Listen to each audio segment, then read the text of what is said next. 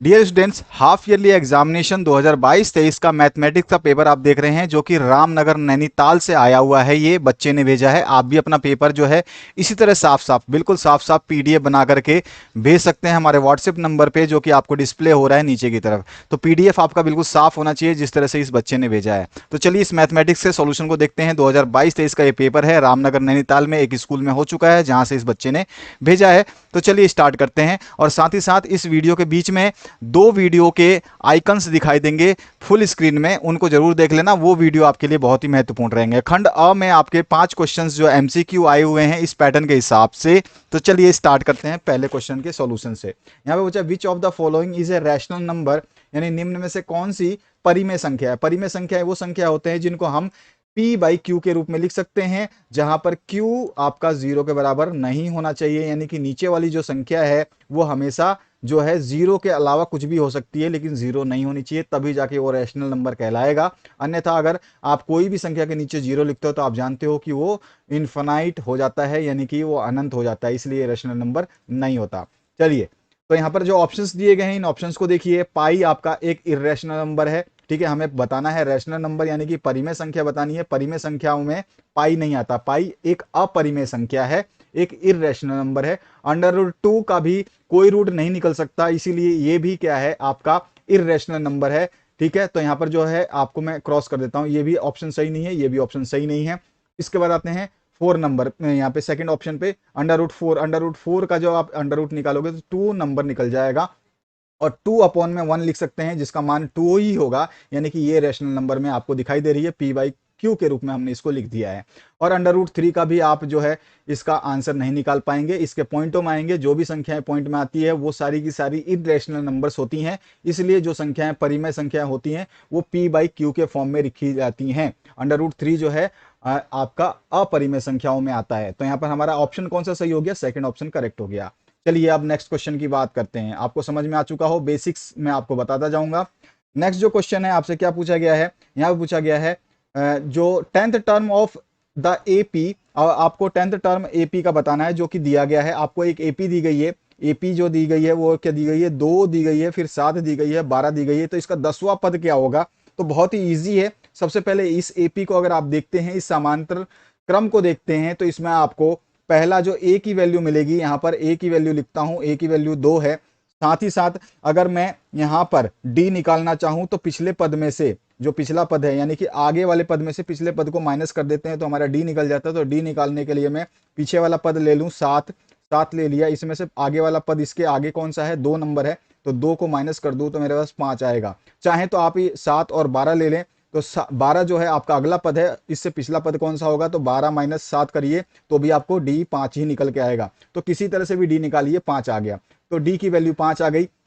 यहां पर एक चीज आपको क्या दे रखी है, कौन सा, 10th टर्म ज्ञात करना है, यानी कि A10 या बोल सकते हैं T10 आपको ज्ञात करना है। यानी कि यहां पर जो है n की वैल्यू आपको 10 दे रखी है। ये चीज समझ में आ गई आपको। अब कुछ भी नहीं है इस क्वेश्चन में, बस आपको A, D और 10 का मान रखना है। फॉर्मूला आपको पता होना चाहिए जो कि होता है AN बराबर होता है आपका A प्लस ब्रैकेट में आपका n-1 इंटू डी, ठीक है। ये फॉर्मूला होता है। कभी कभी कुछ विद्यार्थी जो होते हैं इसको टी एन भी लिखते हैं। टी एन बराबर होता है जो आपका ए प्लस में n-1 इंटू डी, ठीक है, इस तरह से भी लिखते हैं। तो n T10 या फिर an, ए 10 की वैल्यू मैं निकालूं, n की जगह मैंने 10 रखा क्योंकि आपको मैंने बताया कि ए जो हमारे को 10वां पद निकालना है, बराबर क्या हो जाएगा, ए कितनी दे रखी है, ए अभी अभी मैंने बताया आपको 2 दे रखी है। पहला पद जो होता है वो ए होता है, तो यहाँ पर 2 लिख देंगे, तो 2, ठीक है, प्लस में फिर ब्रेकेट में क्या है n-1, n कितना है तो 10 है, तो 10 माइनस 1 इंटू डी, डी कितना है 5, ठीक है। तो अब यहाँ पे कर लीजिए, तो यहाँ पे कितना आ जाएगा, तो ये जो 2 का 2 रहेगा, प्लस में कितना हो जाएगा, ब्रेकेट में कितना है, 10 में से 1 गया तो 9 बचा, और इसके गुणा में कितना है 5 है, यानी कि हम करें तो 2 प्लस में 45 हो जाएगा, और जो हमारा मान निकल के आएगा 47 आएगा। तो हमारा जो ऑप्शन है यहाँ पर सेकेंड ऑप्शन फिर से करेक्ट हो जाएगा। अगले क्वेश्चन की बात करते हैं। जो क्वेश्चन आपको दिया गया HCF 26 और 91 का क्या होगा, यहाँ पे क्वेश्चन दिया गया है HCF 26 और 91 का क्या होगा। 26 और 91 का HCF क्या होगा ये आपसे पूछा गया है, तो हम इसको निकाल सकते हैं आसान तरीके से। चलिए मैं पहले इरेज कर देता हूं ताकि आप लोगों के लिए स्पेस बन जाए। तो यहाँ पर हम लोग जो है एचसीएफ निकालते हैं 26 और 91 का, तो सबसे पहले 26 का एलसीएम ले लो, सबसे बेस्ट रहेगा 26 का हम एलसीएम ले लें। तो 26 लिखा हमने, 26 को डिवाइड करते हैं 2 से तो आ जाएगा हमारे पास 13। इसके बाद हम इसको डिवाइड करेंगे तो 13 से ही डिवाइड हो पाएगा तो आएगा 1, यानी कि इसके जो फैक्टर निकालूंगा मैं 26 के, तो यहाँ पे 26 के फैक्टर जो निकल रहे हैं 2 इंटू 13 इंटू आपका 1 निकल रहा है। अब दूसरा जो हमारे को यहाँ पे संख्या दे रखी है, यानी डिजिट दे रखी है 91, 91 को ले लेता हूँ मैं, तो 91 का फिर से एलसीएम ले लूंगा, तो 91 जो है आपके 7 के टेबल में सबसे पहले डिवाइड होगा, तो 7 से ये 13 टाइम्स में डिवाइड हो जाएगा, फिर 13 जो है आपका डिवाइड होगा 1 टाइम में। ठीक है, तो ये हमारे पास इसका आ गया 7 इंटू आपका 13 इंटू 1। ठीक है, तो यहाँ पर जो है ये किसकी 91 की वैल्यू आ गई, तो 91 की वैल्यू आ गई 7 इंटू 13 इंटू 1। अब आप देख सकते हैं कि इन दोनों में कॉमन क्या है, दोनों में ऊपर देखिए यहाँ पर 26 में क्या कॉमन दिखाई दे रहा है और आपको 91 में क्या कॉमन दिखाई दे रहा है, तो मेरे को ही दिखाई दे रहा है केवल 13 जो है इसमें आ रहा है, 13 भी इसमें भी आ रहा है, तो 13 ही हमारा एचसीएफ हो जाएगा। तो क्वेश्चन में देखिए आंसर फर्स्ट ऑप्शन जो है करेक्ट हो जाएगा। इसके बाद आते हैं नेक्स्ट क्वेश्चन की तरफ। जो आपका नेक्स्ट क्वेश्चन है, the area of circle is, तो एरिया का मतलब सर्कल का यानी कि वृत्त का क्षेत्रफल का सूत्र क्या होता है, तो वो होता है पाई आर स्क्वायर, फॉर्मूला याद रखना। अच्छा, दूसरा जो ऑप्शन है उसको भी बता देता हूँ, 2 पाई आर जो होता है वृत्त का परिमाप होता है, जिसको हम पेरीमीटर बोलते हैं। नेक्स्ट जो थर्ड फॉर्मूला, ये हमारा एरिया ऑफ सेक्टर होता है। ठीक है, तो theta upon 360 into pi R square, तो यहाँ पर एरिया ऑफ सेक्टर निकाला जाता है, त्रिज्या खंड का क्षेत्रफल बताता है ये सूत्र। अगला सूत्र जो है यहाँ पर आप देख रहे हैं, जिसको आप देख रहे हैं, ये सूत्र क्या बताता है, तो यहाँ पे हमारा क्या आंसर हो जाएगा, ये सूत्र जो है 4/3 पाई आर स्क्वायर हमें बताता है एक गोले का क्षेत्रफल, गोले का क्षेत्रफल। ठीक है, गोला जो है यानी जिसको हम क्या बोलते हैं, गोले को हम बोलते हैं स्फीयर। ठीक है, तो हमारा जो है स्फीयर का जो है ये क्षेत्रफल है। अब आते हैं स्फीयर का क्षेत्रफल के बाद में अब आते हैं हम नेक्स्ट क्वेश्चन पे। नेक्स्ट क्वेश्चन है, how many tangents a circle have at one point, यहाँ पे एक वृत्त के एक बिंदु पर कितनी स्पर्श रेखाएं हो सकती हैं, तो वृत्त मैं बना सकता हूं, आप देख सकते हैं ये वृत्त बन गया सपोज करिए, तो इसका कोई भी एक बिंदु ले लीजिए, मैं मान लेता हूं कहीं भी एक बिंदु ये रखा। ठीक है, ये बिंदु रखा, अब इस पे कितनी टेंजेंट रेखाएं खींच सकते हैं, आपको समझ जाना चाहिए कि केवल इस पे मात्र और मात्र जो है इस बिंदु से केवल एक ही टेंजेंट रेखा गुजर पाएगी, जो इसको टच करते हुए सर्कल को निकल जाएगी। तो हमारा जो ऑप्शन हो जाएगा यहाँ पे फर्स्ट ऑप्शन करेक्ट हो जाएगा। इसके बाद आइए नेक्स्ट क्वेश्चन की तरफ। नेक्स्ट जो क्वेश्चन है यहाँ पे, find the distance between the point A B and -a, -b। बहुत सिंपल सा है क्वेश्चन, बहुत इजी सा क्वेश्चन। देखिए यहाँ पे डिस्टेंस फॉर्मूला यूज करना है, डिस्टेंस फॉर्मूला को बोलते हैं हम हिंदी में दूरी सूत्र। तो दूरी सूत्र जो होता है वो होता है x2 माइनस में x1 का होल स्क्वायर, ठीक है, प्लस में आपका y2 माइनस y1 का होल स्क्वायर, ये हमारा दूरी सूत्र होता है और ये अंडर रूट में रहता है। अब आपको जो क्वेश्चन में दिया गया है, ये पहला वाला जो है x1 है, ये दूसरा वाला आपका y1 है, और ये वाला आपका x2 है, और ये वाला y2 है। अब x1 और y2 की जगह जो भी वैल्यूज जो मैंने आपको दिखाए रखी हैं ऊपर, उनको रख देना है इस फॉर्मूले के अंदर, आपके पास में आंसर आ चुका होगा। तो यहाँ पे देखिए, पहला मैं आपको सॉल्व करके दिखा देता हूँ, बगल में यहीं पर ऑप्शन जगह है हमारे पास में, तो इसी जगह पे हम सॉल्व कर लेते हैं। तो हमारे पास जो पहला दिया है x2 देखेंगे तो -1 है, सॉरी -a है, तो x2 की जगह मैं क्या रखूंगा, -a, तो मैं रखता हूँ -a। फिर उसके बाद में हमारे को ब्रैकेट के अंदर क्या है, माइनस का चिन्ह है, तो माइनस का चिन्ह लगाया। फिर हमारे को क्या निकालना है, इसमें से -x कर देना है, माइनस का x1 माइनस कर देना है। तो x1 क्या है, a है, तो यहाँ पे a रख दूंगा, और इसके बाद में फिर से आपको बीच में प्लस का साइन लगाना है।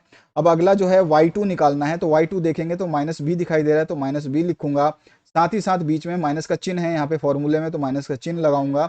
उसके बाद में y1 कितना है, तो y1 b आ रहा है, तो y1 b लिख दूंगा, और इसके बाद में इसको बंद करके इसका भी स्क्वायर कर दूंगा, इधर भी स्क्वायर कर दूंगा। ये हमारा फॉर्मूले के अकॉर्डिंग जो है मैंने सारी वैल्यूज पुट कर दी। अब जो है यहाँ पर -a और -a कितना हो जाएगा, तो आपको अच्छी तरह से पता है -a और -a कितना हो जाएगा, तो -a और -a जुड़ करके जो है आपका 2a हो जाएगा, जो 2a का स्क्वायर में कर दूंगा। प्लस में आपका -b और -b कितना हो जाएगा, तो -b और -b जो है आपका 2b का जो है माइनस में हो जाएगा, तो यहाँ पे स्क्वायर। अब इसका जो है आपको पता ही है कि ये अंडर रूट में आने वाला है, तो मैं अंडर रूट में लगा दूंगा।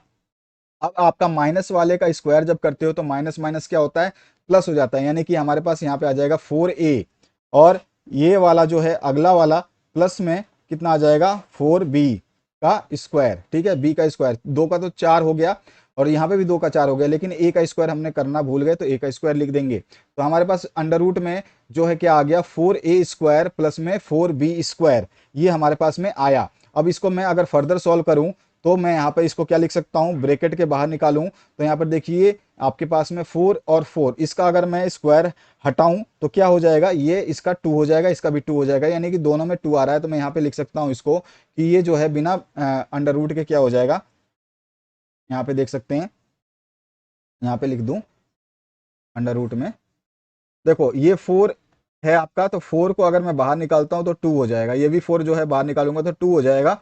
अब मेरे पास बचा कि अंदर अंदर, तो अंदर बचेगा a² प्लस में b², तो यही इसका वैल्यू होगा।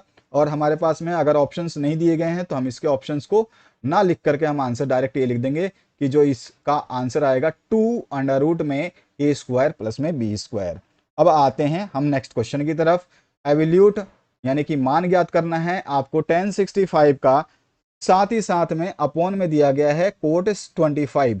आप सभी को अच्छे तरीके से पता है कि हमारा जो tan आपका 65 है, इसको क्या लिख सकते हैं, तो इसको हम लिख सकते हैं tan 90 माइनस 25। तो 90 माइनस 25 करोगे तो tan 65 वापिस आ जाएगा, अपॉन में आपको दे रखा है cot 25, ठीक है।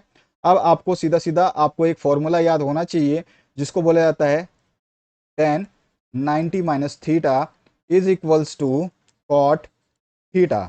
अब कॉट थीटा का जो अब देख रहे हो, tan 90 माइनस थीटा को हम कॉट थीटा लिख सकते हैं। थीटा की जगह क्या पे यहाँ पे, तो थीटा की जगह आप देख रहे हो 25, 90 की जगह 90 है, लेकिन थीटा की जगह यहाँ पे क्या है 25 है।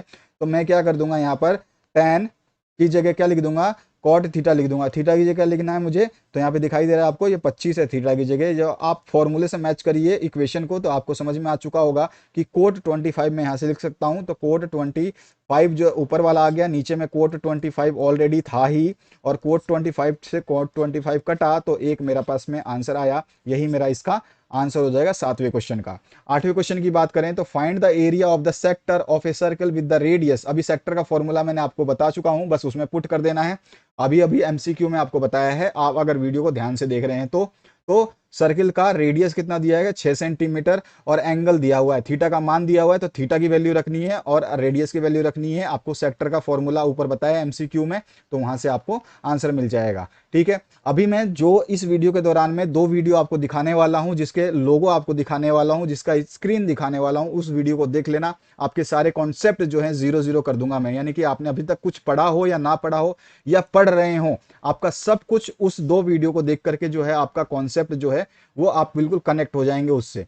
तो चलिए अगला क्वेश्चन देख लेते हैं। अगला जो 9th क्वेश्चन दिया गया है, इसमें दिया गया है sides of 2 similar triangles are in the ratio of 4:9, 4:9 के रेशियो में है। What is the area of these triangles. अब देखो ये क्वेश्चन थोड़ा सा आपको अलग दे दिया है, तो इसके लिए एक स्पेशल वीडियो और डाल दूंगा। यूपी बोर्ड का वो वीडियो रहेगा जिसको मैथमेटिक्स को अभी अभी मैंने सॉल्व करवाया है, उनका जो है मॉडल पेपर जारी किया गया था, और मॉडल पेपर में वो जो क्वेश्चन आए थे वो सारे के सारे यूके बोर्ड में भी पूछे जा रहे हैं। तो यूके बोर्ड का और यूपी बोर्ड का दोनों का मॉडल पेपर जो है आप लोगों के लिए काफी शानदार होने वाला है। अगर आप पढ़ लेते हैं यूके बोर्ड के विद्यार्थी, यूपी बोर्ड के, जो मैं केवल ये नहीं कह रहा हूं मैं सारे सब्जेक्ट पढ़िए, मैथमेटिक्स जरूर पढ़िए।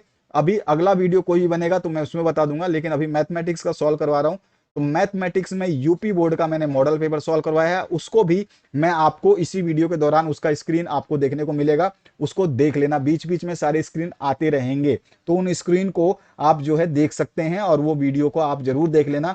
मेरे चैनल पे अवेलेबल है, बाकी पूरे यूट्यूब पे कहीं भी अवेलेबल नहीं है, तो आप सर्च भी करोगे तो नहीं मिलेगा।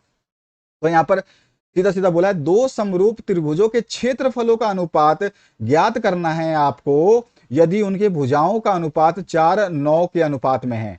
क्वेश्चन कैसा आया था, यूपी में कैसा पूछा गया था, यदि 2 समरूप त्रिभुजों के भुजाओं का अनुपात 4 और 9 के अनुपात में है, तो समरूप त्रिभुजों के क्षेत्रफलों का अनुपात ज्ञात कीजिए। बस क्वेश्चन के लाइन को ऊपर नीचे किया गया था, बस इतना ही फर्क है इस क्वेश्चन में और उस क्वेश्चन में।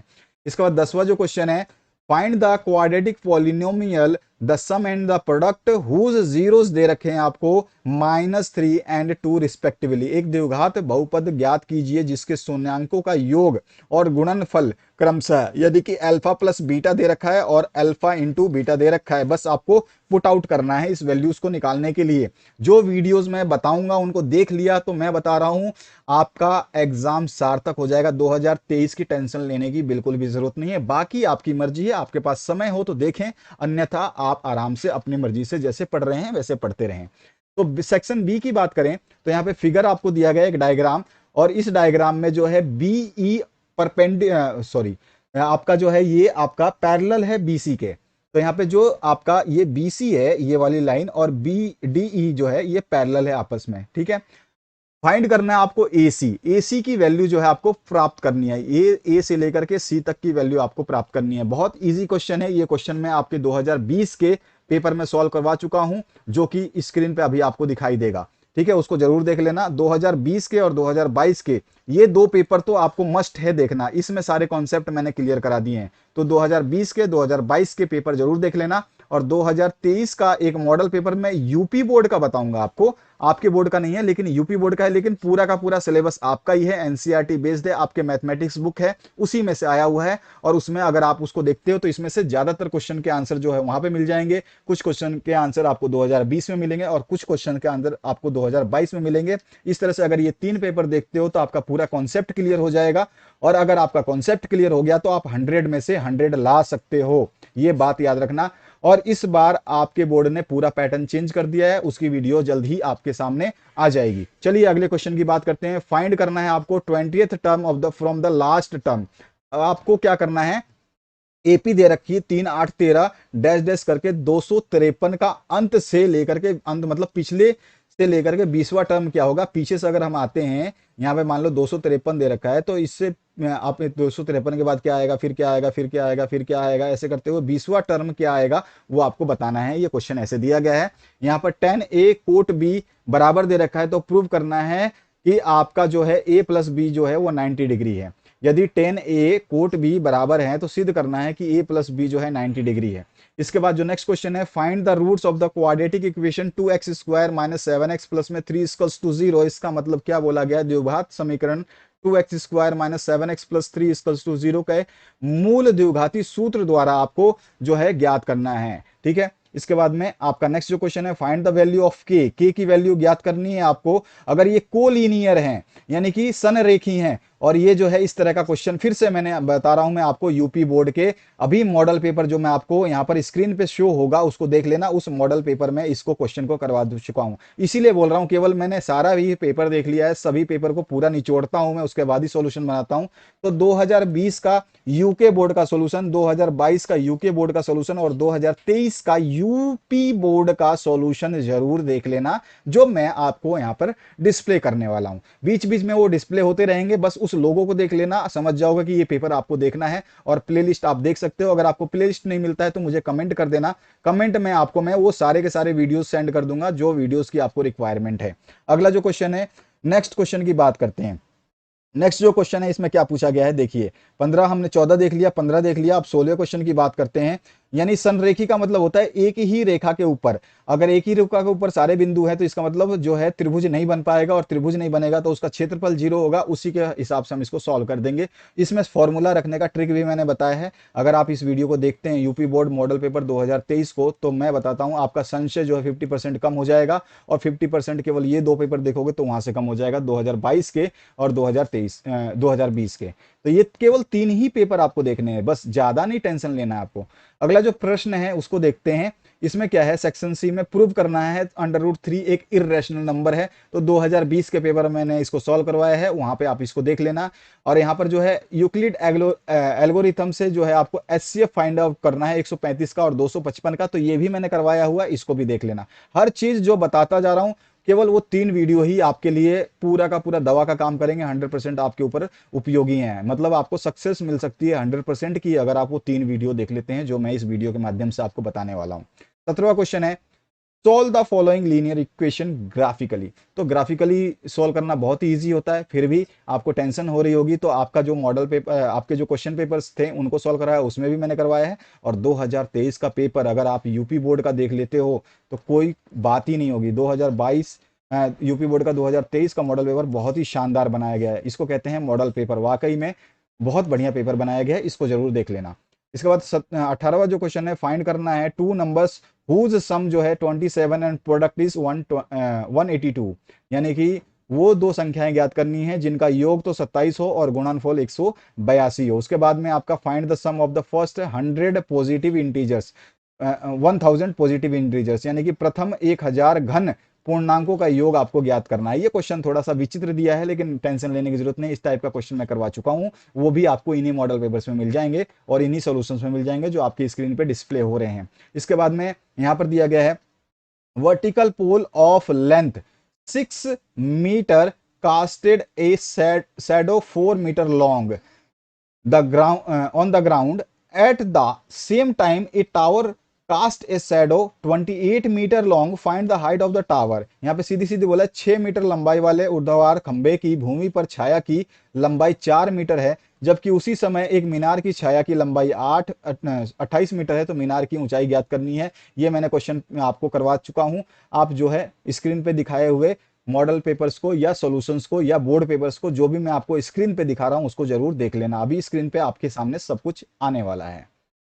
यहां पर नेक्स्ट जो क्वेश्चन है 21 number, find the point on x axis which is equidistance, यानी कि समदुरुस्त हैं 2, -5 और -2, 9 से। तो एक्स अक्ष से वह बिंदु ज्ञात कीजिए जो 2 और -5 और -2 और 9 से समदुरुस्त हैं। उसके बाद में इफ tan को दे रखा है tan a प्लस बी जो है √3 है, then tan a minus B is 1/√3 है, जहां पर 0 degree is less than a plus B and a plus B is less than और equal to 90 degree, then a, अब इसमें भी और भी दिया है कॉमा में, और a is greater than b, find a और b।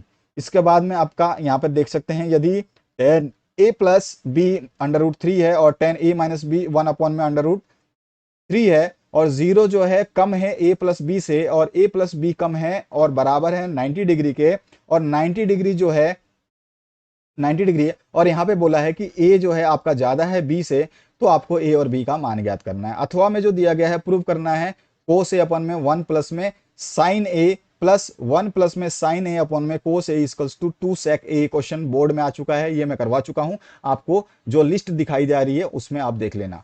इसके बाद जो नेक्स्ट क्वेश्चन है आपका 23rd, इसमें दिया गया है prove that the length of A tangents drawn from the external point of A circle is equal. ये भी मैंने क्वेश्चन करवाया हुआ है कि वृत्त के किसी बाह्य बिंदु से वृत्त पर खींची गई स्पर्श रेखाओं की लंबाइयां बराबर होती हैं, आपको प्रूव करना है। अगला जो है fraction become 1/3 when 1 is subtracted from numerator and it become 1/4 when 8 is added to its denominator, find the fraction। यानी कि एक भिन्न में एक भिन्न जो है 1/3 हो जाती है जब उसमें उसके अंश में 1 घटाया जाता है, और 1/4 हो जाती है जब उसके हर में 8 जोड़ दिया जाता है, तो भिन्न आपको ज्ञात करनी है। इसके बाद में नेक्स्ट जो क्वेश्चन है, ए कोड of circle of radius 12 centimetre subtended an angle of 120 degree at the center, find the area of the corresponding segment of the circle। यहाँ पे पाई की वैल्यू और √3 की वैल्यू आपको दे रखी है, यानी कि दोनों की वैल्यूज को आपको यूज करना होगा। इसके बाद में इसी को हिंदी में दिया गया है, त्रिज्या 12 सेंटीमीटर वाले एक वृत्त की कोई जीवा केंद्र पर जो है 120 डिग्री का कोण आंतरित करती है और संगत वृत्त खंड का क्षेत्रफल जो आपको ज्ञात करना है। खंड डी की बात करें, बहुत अच्छे अच्छे क्वेश्चन आए हैं। ये मोटर बोट वाला ये क्वेश्चन जो है 2020-22 में पूछा गया है, मैंने सॉल्व करवाया है। तो ये यहाँ पे क्या बोला गया है कि एक मोटर बोट जिसकी स्थिर चाल जल में 18 किलोमीटर प्रति घंटा है और 24 किलोमीटर धारा के प्रतिकूल चलती है, प्रतिकूल मतलब धारा के साथ चल रही है, और वही दूरी जो है धारा के अनुकूल यानी धारा के विपरीत चलने में, धारा के उल्टे जहां पे पानी बह रहा है उसके उल्टा चलने पर वो 1 घंटा जो है अधिक लेगी। ऑब्वियस सी बात है, कोई भी चीज आप जिसके जो जहां बह रही है उसके साथ चलोगे तो कम टाइम लगेगा और उसको विपरीत चलोगे तो जो है ज्यादा समय लगेगा। वही क्वेश्चन दिया गया है, धारा की चाल आपको ज्ञात करनी है। क्वेश्चन पूरा सॉल्व करवाया हुआ है, इसको जरूर देख लेना। आएगा इस टाइप का क्वेश्चन आपको घुमाने के लिए। और यहाँ पर जो है एक ट्रेन की स्पीड दी गई है जो 150 किलोमीटर पे यूनिफॉर्म में चल रही है, यानी कि समान चाल से चल रही है। और if the speed has been 5 kilometre per hour more, अगर 5 किलोमीटर प्रति घंटा अधिक हो जाती है स्पीड, तो it would take 1 hour less for the same journey, find the speed of the train. तो जब इसको 5 किलोमीटर प्रति घंटा अधिक कर देते हैं तो उसी यात्रा के लिए 1 घंटा समय कम लेती है। तो रेलगाड़ी की जो है चाल आपको ज्ञात करनी है। 27 नंबर क्वेश्चन है, प्रूव करना है prove that the ratio of the area of two similar triangles is equal to the square of the ratio of their corresponding sides। सिद्ध कीजिए कि दो समरूप त्रिभुजों के क्षेत्रफलों का अनुपात उनकी संगत भुजाओं के अनुपात के वर्ग के बराबर होता है। जिसके ऊपर अभी अभी एमसीक्यू मैंने बताया है, 4:9 वाला जो पूछा है वो इसके ऊपर ही बेस्ड है। तो चलो आपको वो बेसिक क्लियर हो गया होगा तो ये भी कर दोगे, और नहीं किया तो कोई दिक्कत नहीं है, जो भी वीडियोस बताए गए हैं उनमें देख लेना, आपको सारा सोल्यूशन विद आपको पूरे के पूरे एक टीचर कैसे समझाता है या फिर आप ट्यूशन में कैसे पढ़ते हो वो चीजें उसमें बताई गई हैं। अथवा में जो है यहाँ पे right the statement of the Pythagoras theorem and prove, यानी कि आपको सीधा सीधा पाइथागोरस प्रमेय लिखनी है और साथ ही साथ उसको सिद्ध कर देना है। 28वां क्वेश्चन है, यहाँ पे दिया गया है कि यहाँ पे from the top of a 7 metre height building angle of elevation of a cable tower is 60 degree, angle of depression is 45 degree, find the height of the tower. यानी कि 7 मीटर ऊंचे भवन के शिखर से केबल टावर के शिखर का उन्नयन कोण 60 डिग्री और अवनमन कोण जो है 45 डिग्री है। तो टावर की ऊंचाई ज्ञात करनी है। ये भी क्वेश्चन मैंने करा दिया है, तो जो वीडियो बता रहा हूं सब देख लेना, मैंने सारा पेपर चेक कर लिया है, एक भी क्वेश्चन नहीं छोड़ूंगा, 3 वीडियो देखोगे सारे क्वेश्चन मिल जाएंगे।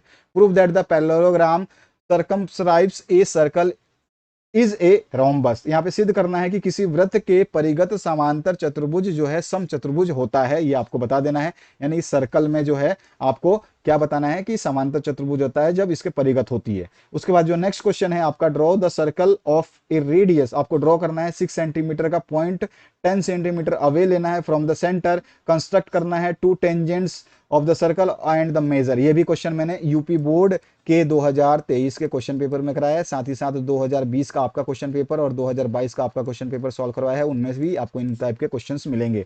तो इन सभी क्वेश्चंस को देख लेना। इस टाइप का आपका क्वेश्चन पेपर आया था नैनीताल में और जो है रामनगर में ये पेपर हुआ है। तो आशा करता हूं इस वीडियो से आपने कुछ ना कुछ जरूर सीखा होगा और जो वीडियोस मैंने बताई हैं उनको जरूर आपने देख लिया होगा। Thank you very much, have a good day.